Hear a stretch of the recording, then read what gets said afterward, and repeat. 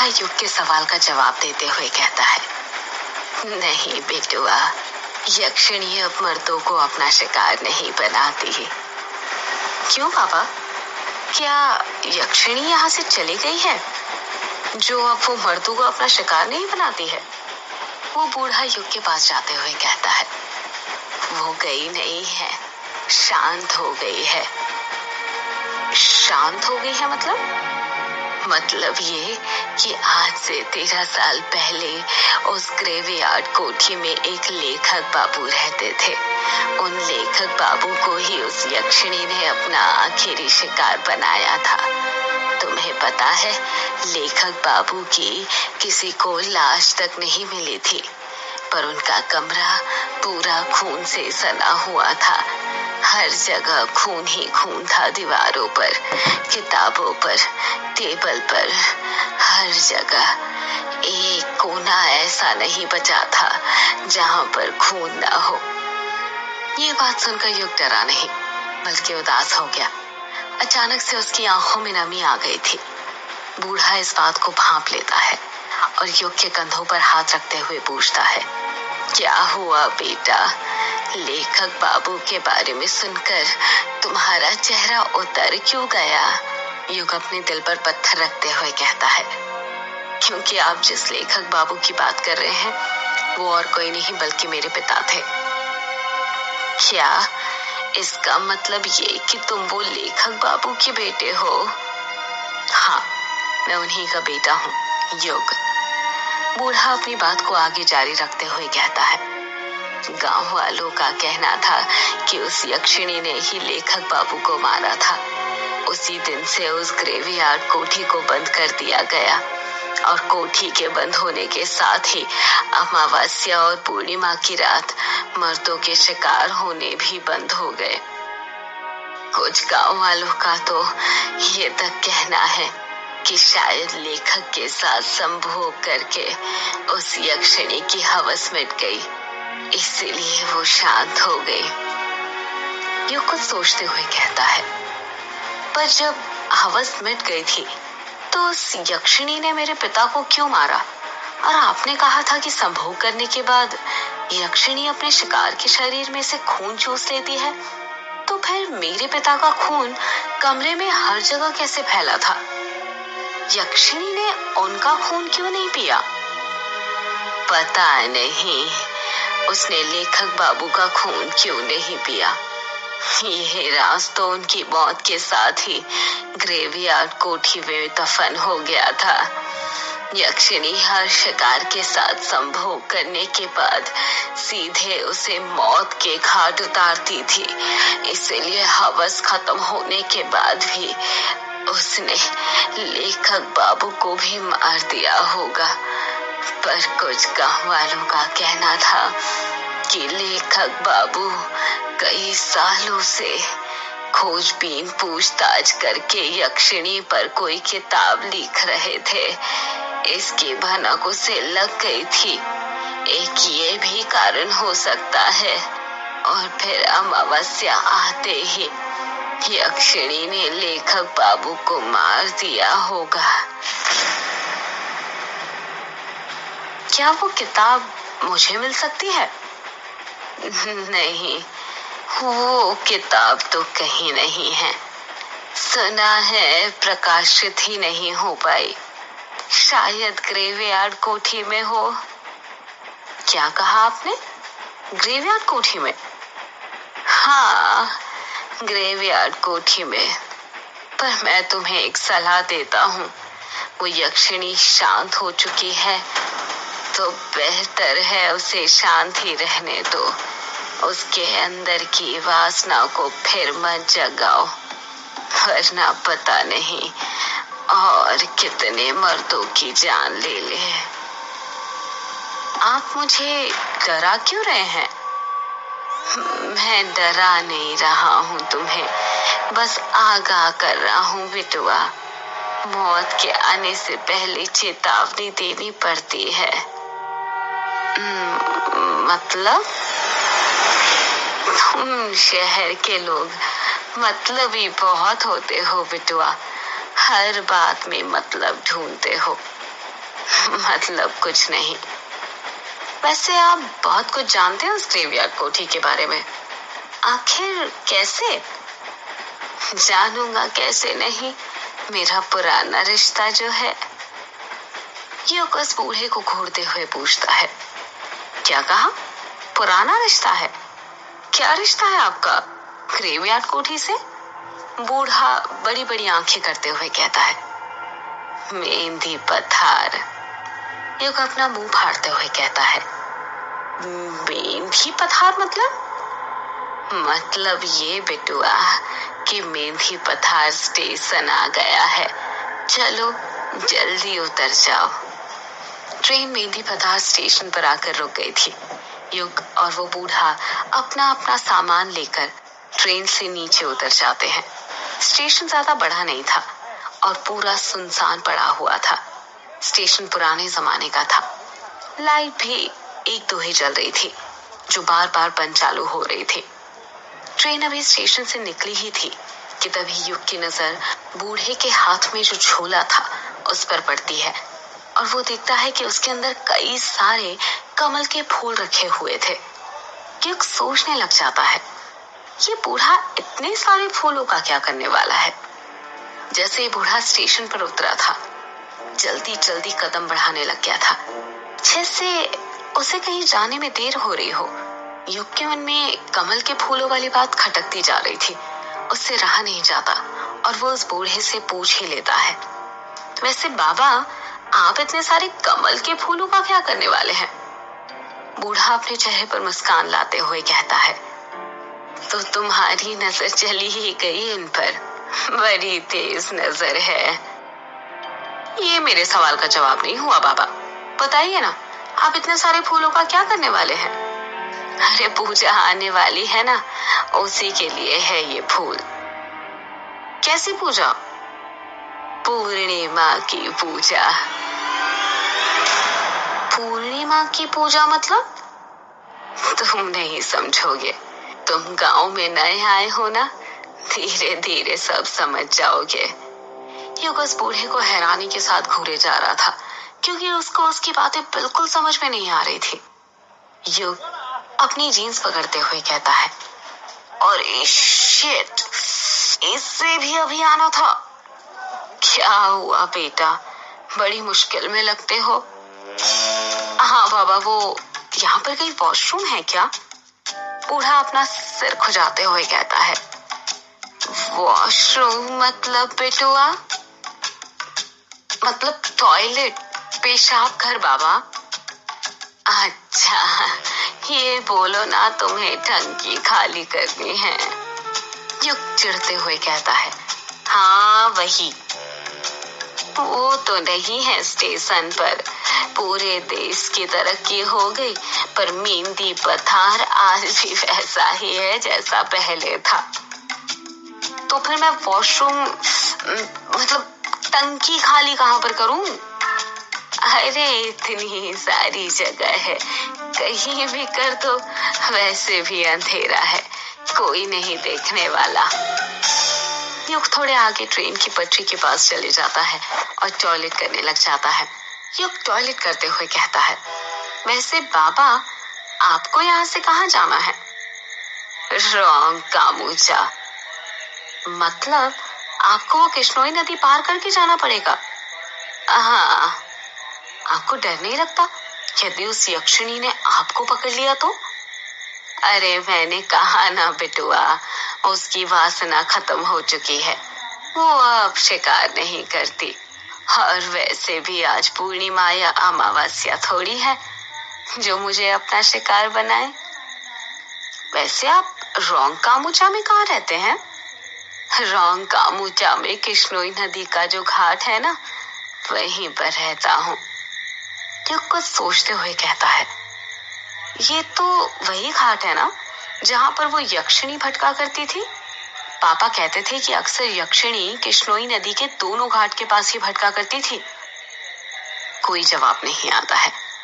युग फिर पूछता है। बताइए ना बाबा, आप चुप क्यों हो गए? बूढ़े का कुछ जवाब नहीं आ रहा था। युग सोचने लग जाता है कि बाबा कोई जवाब क्यों नहीं दे रहे। युग अपने पैंट की चेन बंद करता है और पीछे मुड़ने लग जाता है।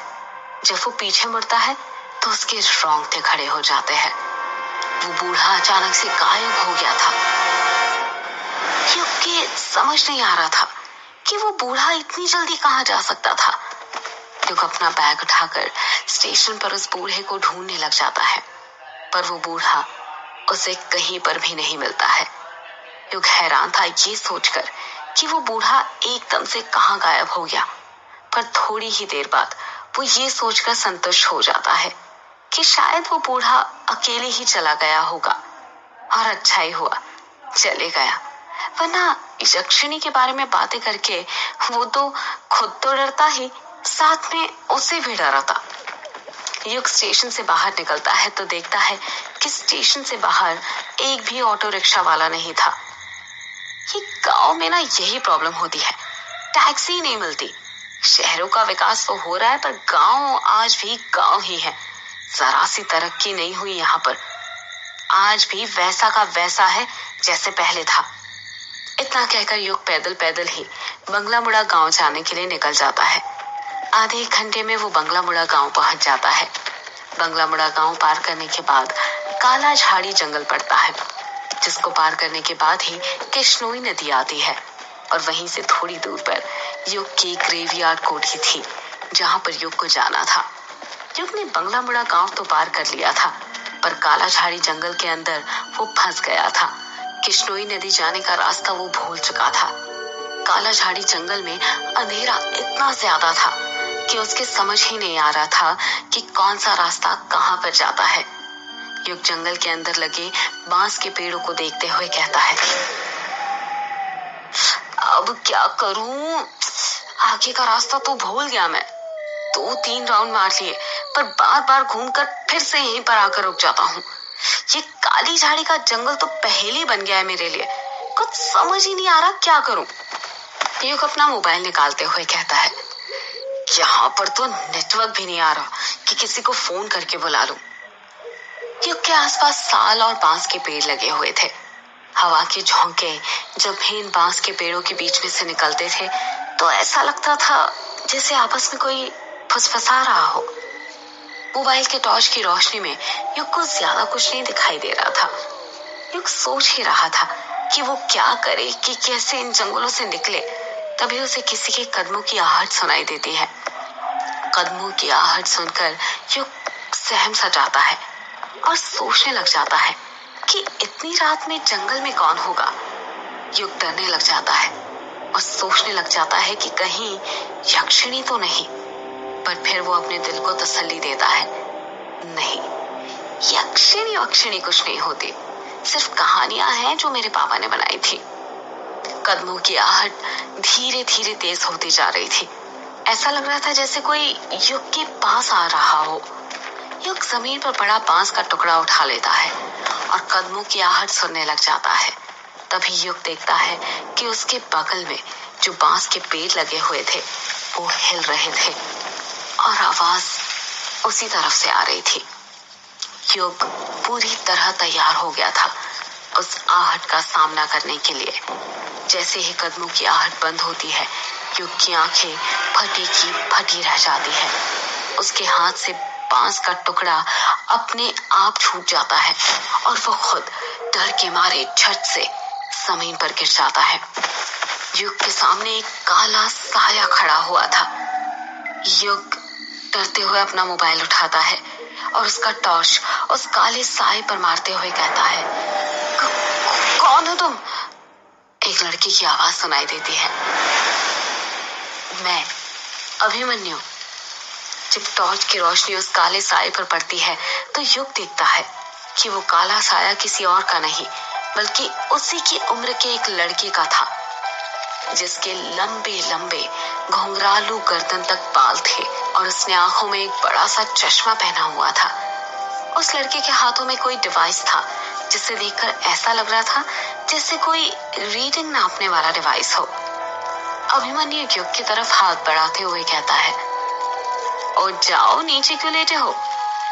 युग अभिमन्यु का हाथ पकड़ते हुए कहता है, लेटा नहीं हूँ, तेरे कारण डर गया था। क्या कहा? मेरे कारण डर गया था? क्यों, तू डरपोक है क्या? क्या बोला तूने? इतना कहकर युग अभिमन्यु के चेहरे पर टॉर्च मारने लग जाता है। जब युग गौर से अभिमन्यु का चेहरा देखता है तो हैरानी के साथ कहता है, कहीं तुम अभी तो नहीं? युग अपनी बात पूरी करता उससे पहले ही अभिमन्यु भी युग की तरफ उंगली करते हुए कहता है, और तू युग है ना? इतना कहकर ही दोनों एक दूसरे के गले मिल जाते हैं। अभिमन्यु युग के बचपन का दोस्त था।